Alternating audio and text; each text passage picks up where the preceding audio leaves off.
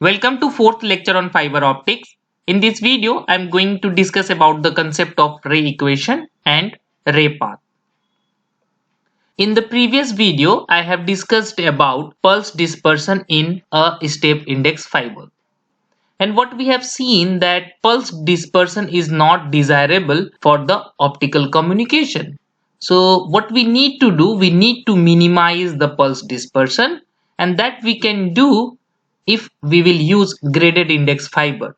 In the graded index fiber, pulse dispersion is less than that of in step index fiber. And we know details about the graded index fiber. In graded index fiber, refractive index is not constant throughout the optical core. It have a gradient, right? So in order to study the effect of refractive index gradient on pulse dispersion, we must know ray path. Okay. So what we will going to do that first we will going to obtain the ray path, and then we will going to calculate the pulse dispersion in graded index fiber, which is characterized by refractive index variance depend on the x-axis. So here what we assume that refractive index only depends upon the x-axis. So the next question is how we can calculate it. The answer is very easy. First we need to find out ray equation using Snell's law, and then we will solve that ray equation in order to get the ray path. Okay, so the first thing we have to find out ray equation. So let's try to find out. Here we will going to find out one dimensional ray equation.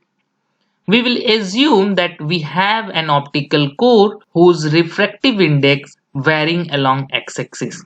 Okay, in this cartoon the axes are marked. Here what we will assume that refractive index depend upon x-axis, and second assumption is continuous variation of refractive index can thought of limiting case of medium consist of thin layer of specific values of refractive index. That is, we can just divide whole medium very thin layers, okay, and each layer have its a particular value of refractive index.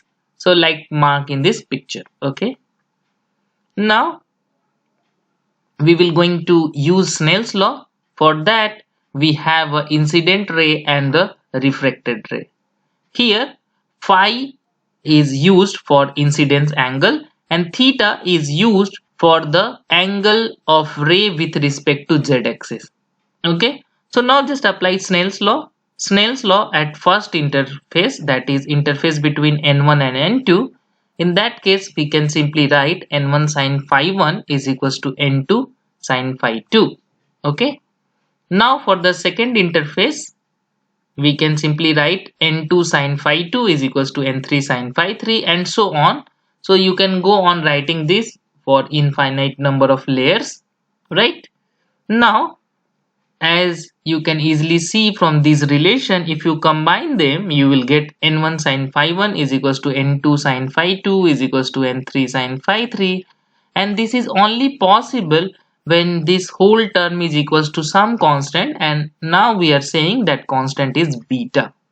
Okay, if you look the picture carefully, then theta plus phi is equals to 90 degree. Okay, you can verify at any point theta plus phi is equals to 90 degree. Therefore phi can be written as pi by 2 minus theta. If you substitute in place of phi pi by 2 minus theta, what you will get that n1 cos theta 1 is equals to n2 cos theta 2 is equals to n3 cos theta 3 is equals to some constant beta, right? Now we can simply extend this result for the continuous case. Now we will assume that refractive index is continuously varying along x-axis, and in that case the ray path become very smooth, and we can write from this relation, that is for the continuous case, this relation gives us nx cos theta x is equals to beta. That is refractive index as a function of x multiplied by cos theta, where theta will be function of x. From this picture it is very clear that if you are changing the position of x, then theta is changing, right? Therefore for continuous curve this is the relation. Now we have to find out ray equation. Ray equation means dependence of x on z. Like we have only two space, we are trying to find out 1D equation. So x and z.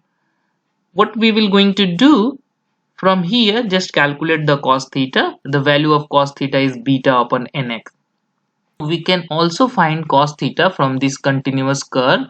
If you look this continuous curve, from here you can write, let's assume there is a very small triangle. So this ds is like a straight line. If ds is very small, in that case from this triangle cos theta is equals to dz upon ds. Therefore dz upon ds is equals to beta upon nx. Again from this continuous curve we can simply write ds square is equals to dx square plus dz square. Just rearrange the few terms. We can simply write ds upon dz whole square is equals to dx upon dz whole square plus 1. Okay. Substitute the value of dz upon ds. If you substitute it here, what you will get, dx upon dz whole square is equals to n upon beta whole square minus 1. And this is the ray equation. Okay. This is the ray equation because by solving this you can just get x as a function of z, and our ray is moving in x direction as a function of z, right?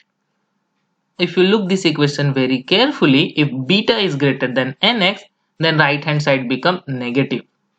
Okay, in that case you won't find that ray path because ray path is not possible in that case. So what we can say, ray path is only possible when beta is less than equals to nx.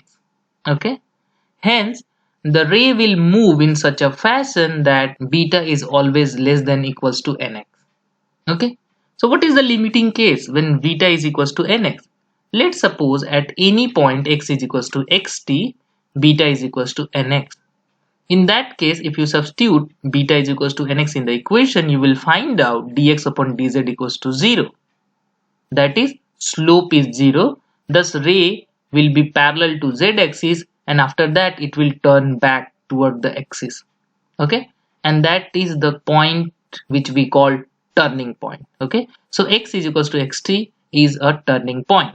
So initially in the graded index fiber, the ray will slowly go upward and smoothly it will turn, and then it turn from a particular point and turn back to the axis. So it will make a sinusoidal kind of profile. I will come to that when we will solve this ray equation for the graded index fiber in parabolic medium. Okay, in order to write it in the better form, what we need to do, we need to differentiate this ray equation with respect to z. Okay, so once you differentiate this ray equation with respect to z, you will get this relation.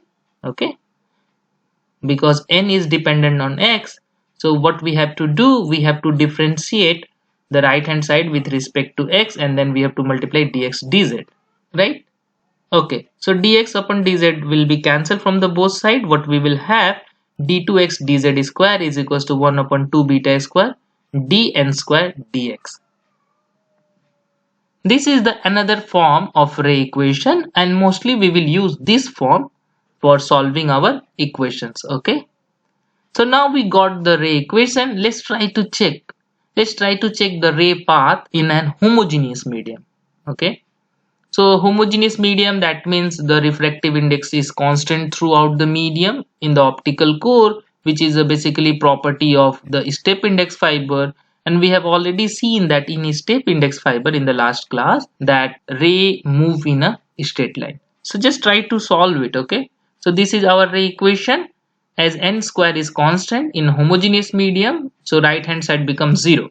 So what we have, d2x dz square is equals to 0.